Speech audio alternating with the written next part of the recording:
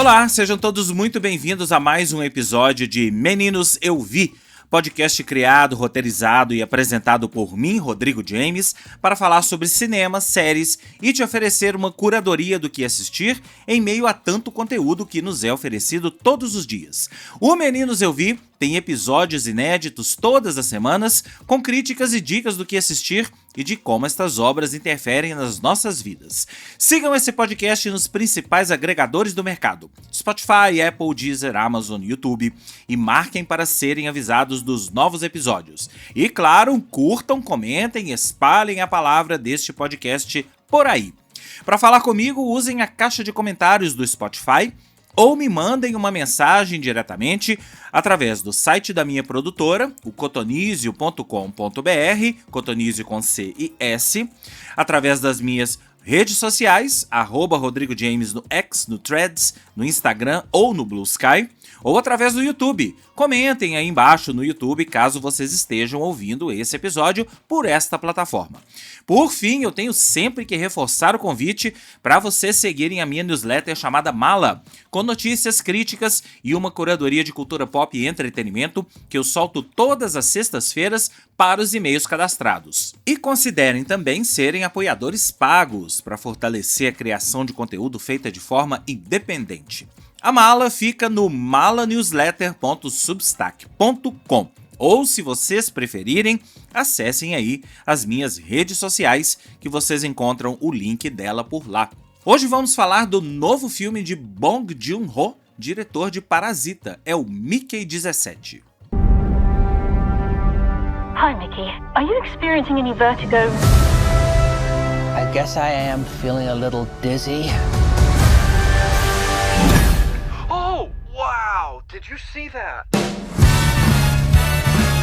Now, I wouldn't be surprised if you're thinking at this point, what have I done? How lucky can one guy be? Nothing was working out, and I wanted to get off of Earth. You're applying to be an expendable? Yeah. You read through the whole application. Ain't that a kick in the head? Once you die, we'll print a new version of your body. Yeah, I should have read through it. My head keeps spinning. They made me work my ass off on one mission after another. Every time you die, we learn something new, and humanity moves forward. If this is just to be, yeah, He's alive. It's fine. my life is gonna be beautiful. Mickey, it's not looking very good for you. Yeah, no. I'm sure you're used to it by now, but What's it feel like to die? Even on my 17th go-around, I hate dying.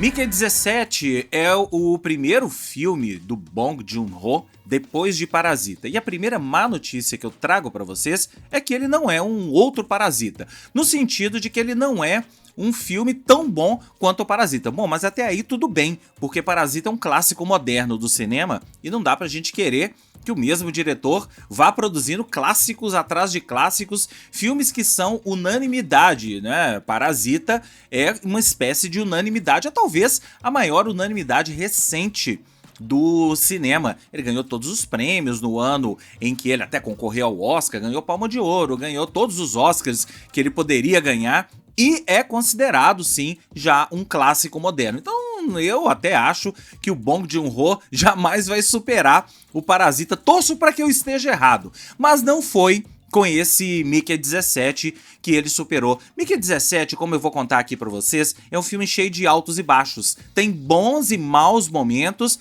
e a própria crítica aqui vai passar por isso tudo. Eu vou falar pontos positivos e pontos negativos do filme pra vocês. O primeiro ponto positivo é que Mickey 17, pelo menos, faz jus à obra do Bong Joon-ho, que é um diretor conhecido, já é conhecido, se você pegar a obra do Bong Joon-ho aí, o próprio Parasita, ou o Snowpiercer, que é aquele filme do trem, vocês se lembram? Que depois virou uma série, inclusive, ele refez a história do Snowpiercer como produtor executivo em uma série com a Jennifer Connelly e por aí vai. A obra do Bong Joon-ho, ela se baseia em capitalismo, não em capitalismo, mas em crítica ao capitalismo. Em Parasita, essa crítica é muito na nossa cara. No Snowpiercer, por exemplo, a crítica também tá na nossa cara. Aqui, no Mickey 17, a crítica nem tá tão assim na nossa cara, mas também não é difícil de você encontrar essa crítica ali. Ela não é tão escancarada em determinados momentos, mas ela está ali intacta. Então, por ser uma crítica ao capitalismo, já vai agradar muita gente, já agrada, já mostra que o Bong Joon-ho tem aí uma super coerência em sua obra. Mas a má notícia é que aqui em Mickey 17, essa crítica fica um pouco dispersa em determinados momentos, como eu vou contar aqui pra vocês. Mas vamos antes à história do filme.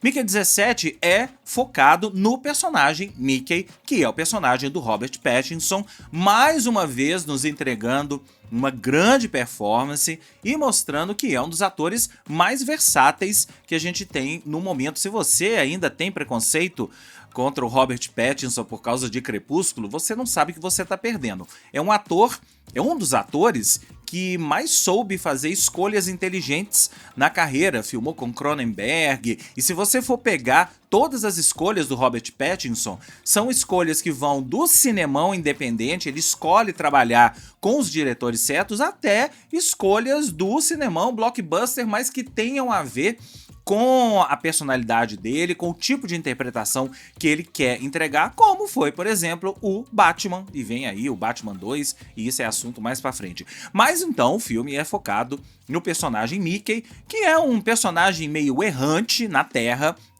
futura, tá? E ele contrai uma dívida ali com um amigo, que a gente vê o tempo todo que esse amigo nem é tão amigo assim, tá meio querendo que passar pra trás, usou o personagem Mickey, usou o Mickey para algum tipo de proveito, e eles contraem uma dívida e ele acaba entrando num programa para ser um dispensável. O que é um dispensável? O dispensável é uma pessoa que vai topar morrer e renascer numa nave espacial que está indo colonizar um determinado planeta. Sim, nós temos aqui um pano de fundo de ecologia, a Terra está em perigo, então um bilionário, atenção, olha aí a crítica ao capitalismo, um bilionário que também é político, perdeu a eleição, que é o papel do Mark Ruffalo, financia uma expedição para um grupo de pessoas, alguns milhares de pessoas, embarcarem nessa tal nave e colonizarem o tal planeta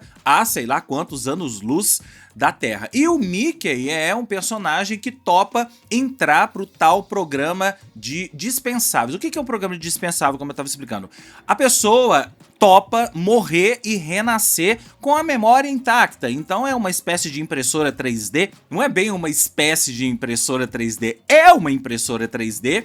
E ele topa se submeter a testes de vacinas, a testes de atmosfera no tal planeta, outros milhares, dezenas de testes, em que ele pode morrer, ter seu corpo incinerado e no dia seguinte reprintado com a memória intacta. Mas essa memória intacta, ela não é exatamente intacta, porque cada personagem, o Mickey 1 passa pro Mickey 2, Mickey 3, Mickey 4, por aí vai, tem uma personalidade, um traço de personalidade diferente. Então o Mickey 17 tem ali uma personalidade um tanto quanto tímida e tal. E o Mickey 18, que acaba se encontrando com o Mickey 17 por conta de uma questão que eu não vou entrar em detalhes aqui, mas eles acabam se encontrando, porque um Mickey só nasce depois que o outro morre, mas por conta dessa questão, eles acabam se encontrando e convivendo juntos ali, o 17 e o 18, e o 18 tem uma personalidade muito mais forte. É daqueles dominadores, né, completamente diferente do Mickey 17. E isso mostra muito bem a própria versatilidade do Robert Pattinson, entregando dois papéis completamente diferentes, com nuances diferentes de um mesmo personagem. Então, muitos pontos para ele. E essa expedição chega, então, nesse planeta, que tem um nome muito esquisito, é o planeta Niflheim, ou qualquer coisa parecida. É um planeta congelado, e lá eles encontram algumas criaturas que parecem parecem muito, tá? Não são exatamente isso, não. Com os vermes de areia lá de Duna. Não são exatamente os vermes de areia, mas em um determinado momento eu lembrei dos vermes de areia misturado com aquela criatura do outro filme do Bong Joon-ho, o Okja. Lembram daquele que era uma espécie de um elefantezinho, uma coisa mais fofinha? Pensa aí numa criatura no meio dessas duas criaturas que eu descrevi pra vocês. É exatamente a criatura ou a colônia de criaturas, são as criaturas que habitam esse planeta, o Niflheim. E nesse contexto, nessa viagem que dura 4 anos e meio até o tal planeta, o personagem Mickey vai encontrando outros personagens e outras personagens ali nessa nave, em especial a Nasha, que é a personagem da Naomi Eck, que vira a sua amante, namorada, em que pese o fato de vários Mickeys serem produzidos. Então quando ele chega lá, ele já é o Mickey 17, ele sai da Terra como Mickey 1 e ele chega lá como o Mickey 17, mas ela é namorada de todos eles, ela é a amante de todos eles, inclusive o Mickey 17 é o Mickey 18 numa cena engraçadíssima. Aí vem um outro problema do filme. Vocês viram que eu falei uma cena engraçadíssima. Bom, o filme tem sim cenas engraçadas, mas a impressão que me deu é que ele se esforça muito para fazer humor. E ele não me pegou. Esse tipo de humor que o filme se esforça pra fazer não me pegou. E eu me vi em determinados momentos achando até a tentativa ridícula de fazer humor. Eu acho que esse filme não tinha necessidade de ter essa verve bem humorada. Ele poderia ser um filme sério, mas ele não precisava tentar fazer humor o tempo todo, porque os atores ficam ali se esforçando em determinados momentos para fazer humor e acabam sendo caricatos. Por exemplo, a personagem da Toni Collette, que é a Ilfa, casada com o personagem do Mark Ruffalo, que é o Kenneth Marshall. A Ilfa, a Toni Collette, a gente sabe das capacidades dela como atriz, a gente sabe que é uma atriz espetacular, mas ela tá o tempo todo fazendo caras e bocas que não me convenceram em nenhum momento. Aliás, esse pra mim é um dos problemas do filme. Tem personagens demais que não dizem a que vieram. Por exemplo, a personagem da Ana Maria Bartolomei, que é a Kai Katz, que é uma oficial ali na nave que acaba se interessando pelo Mickey num determinado momento. Essa personagem entra e sai sem deixar vestígios. Ela tem um papel ali num determinado momento do filme, durante, sei lá, 20 minutos do filme, meia hora do filme, você acha que ela vai crescer, que a personagem vai crescer, a personagem some. O personagem do Timo, por exemplo, que é o personagem do Steven Yeun, o amigo dele lá da Terra, que também tá nessa missão. Ele entra e sai. A gente vê que é um vilão, ele desempenha um papel de vilão no filme, a gente inclusive tem cenas ali de embates entre os dois, mas é um personagem que também entra e sai. Esse é um dos problemas de Mickey 17, são muitos personagens que entram e saem e não dizem a que vieram. Eu até acho que se fossem menos personagens, o filme seria mais coeso. A personagem da Toni Collette, por exemplo, se ela não existisse, não ia fazer diferença alguma. Mas para não parecer que eu tô falando só coisas negativas, vamos a outros pontos positivos. Então eu já falei aqui sobre essa crítica ao capitalismo e tem muitos pontos bons dentro da própria crítica ao capitalismo. A coisa do bilionário financiar uma missão para colonizar um novo planeta e os seres que estão lá em outro planeta serem considerados inimigos e eles quererem dizimar, aquela coisa do colonizador mesmo, para chegar e dizimar e vamos colocar aqui a nossa civilização sem saber o que os outros seres pensam, ou se eles pensam, ou como eles pensam, se eles podem ser nossos amigos ou não. Não, vamos chegar e dizimar tudo, como a gente viu dezenas, centenas e milhares de vezes na própria história da humanidade. É o papel do colonizador. Isso é uma crítica não só ao capitalismo, mas aí já estamos saindo um pouco e indo para uma crítica à colonização, ao papel do colonizador. Temos uma óbvia crítica também à tecnologia, a história de você printar uma pessoa, né, de você colocar e criar uma pessoa nova em uma impressora, e é engraçado como que o processo de criar a pessoa é um processo que para ele se torna corriqueiro. Aperta um botão lá e de repente sai uma pessoa da impressora com as memórias colocadas, o lugar onde as memórias são colocadas parece um cartão meio sujo, meio de lixo. As memórias são colocadas ali e essas memórias são transferidas para o corpo dessa pessoa. É uma crítica à tecnologia. E uma crítica também a essa história das pessoas serem dispensáveis. Então várias pessoas, será que são dispensáveis? O Mickey se inscreve para ser dispensável. E se a gente for pensar nessa história da luta de classes, do capitalista bilionário e todos os que estão abaixo dele, subalternos, a gente vai ver nitidamente que é uma crítica a essa luta de classes. Então todo mundo que tá ali subalterno a ele é inferior, não importa se ele tá cumprindo um papel X, ele foi ali para ser dispensável, ele pode morrer e voltar aqui, ó, não vai fazer a menor diferença. Visualmente, o filme é muito bem feito e isso eu não poderia esperar nada diferente do Bong Joon-ho se a gente pegar a própria trajetória dele. Teve um orçamento gigantesco, é uma grande aposta da Warner para 2025, a Warner deu ali não sei quantos milhões de dólares, fala-se em 300 milhões de dólares para ele fazer esse filme, é uma das grandes apostas da companhia para esse ano. Agora, se vai corresponder, se vai render, eu tenho lá sérias dúvidas. É claro que a gente tem o Bong Joon-ho envolvido, claro que a gente tem atores como Robert Pattinson, Mark Ruffalo envolvidos, Toni Collette envolvidos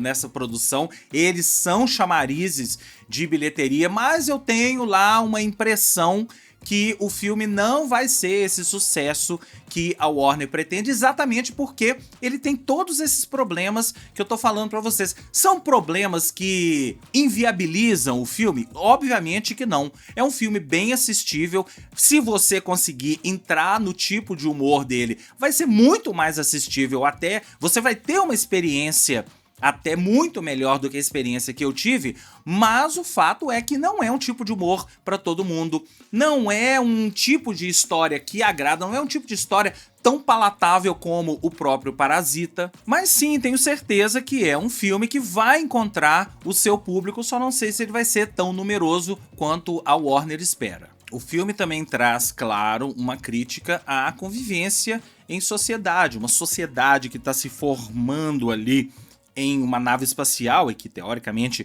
vai colonizar um novo planeta. É uma sociedade que está em formação, então tem todas as questões relacionadas a essa formação da sociedade, tipo de gente, que tipo de gente está ali nessa nave, que tipo de gente que a nave levou, foi escolhida para entrar nessa nave. No início a gente tem uma cena bacana num prédio onde as pessoas estão sendo escolhidas para entrar nessa nave, que é exatamente quando o personagem do Robert Pattinson, o Mickey, se inscreve para ser dispensável. A gente tem uma cena maravilhosa num cenário maravilhoso com aquele monte de gente sendo escolhida ali, e a gente fica imaginando que tipo de gente é aquela. Será que são pessoas errantes como o Mickey? Não, a gente vê que tem gente de todo tipo e essas relações da sociedade vão se estabelecendo de uma forma às vezes meio tortuosa dentro da nave, mas é uma crítica também ao estabelecimento de uma sociedade, a criação de uma sociedade, de uma civilização completamente artificial, completamente financiada por um bilionário. O Mark Ruffalo, como esse bilionário, é engraçado que esse filme saiu agora, porque não foi um filme feito agora. Ele, inclusive, teve vários adiamentos. Esse filme era para ter estreado mais ou menos nessa época, no ano passado, em 2024. Ele foi sendo adiado e chega agora aos cinemas em março de 2025. Mas é muito louco a gente perceber que o filme está chegando agora, nesse momento que os Estados Unidos estão vivendo, porque o personagem ali do Mark Ruffalo é uma mistura de Donald Trump com Elon Musk, com todos os problemas que uma mistura entre esses dois personagens podem trazer para a humanidade. Em determinados momentos ele me pareceu Elon Musk, em determinados momentos ele me pareceu Donald Trump, e em determinados momentos ele me pareceu um líder religioso. Inclusive, ele até tem atos falhos propositais, obviamente, no filme, em que ele trata aquilo ali como uma religião. E tem uma cena, essa sim, uma cena engraçadíssima, de um jantar em que eles começam a rezar. Quando o Mickey é convidado para esse jantar, eles começam a rezar e é uma cena divertidíssima entre os personagens ali. Mas ainda assim, Mickey 17 é um filme de altos e baixos. Tem momentos em que eu encolhia na cadeira, pensando até onde essa cena vai, até onde essa história vai. Tem tramas paralelas que eu achei completamente dispensáveis e que eu acho até que, se fossem retiradas do roteiro, retiradas do filme, o filme seria até mais coeso e se ele focasse mais na história principal e não desviasse tanto com essas tramas paralelas de personagens secundários que não vêm ao caso, talvez tivesse me proporcionado uma experiência até melhor do que ele conseguiu proporcionar. Então é isso, agora eu quero ouvir a sua experiência com Mickey 17. Para mim é uma experiência 3 estrelas. E você? O que você achou de Mickey 17? Funcionou pra você? Você conseguiu rir? Você entendeu todas as metáforas? Bom, as metáforas estão muito ali na cara em determinados momentos, mas em outros determinados momentos a gente tem que puxar uma referência daqui e dali. Mas funcionou pra você? Como é que Mickey 17, como é que você saiu da experiência de Mickey 17? Me conta que eu quero saber. Para falar comigo, você já sabe, só usar a caixa de comentários do Spotify ou me mandar uma mensagem diretamente através do site da minha produtora, o cotonizio.com.br, cotonizio com C e S, através das minhas redes sociais, @RodrigoJames no X, no Threads, no Instagram ou no Blue Sky, ou através do YouTube. Comentem aí no YouTube, caso vocês estejam ouvindo este episódio por essa plataforma. O Meninos Eu Vi fica por aqui e eu volto no próximo episódio com mais críticas e dicas do que assistir. Um grande abraço e até lá!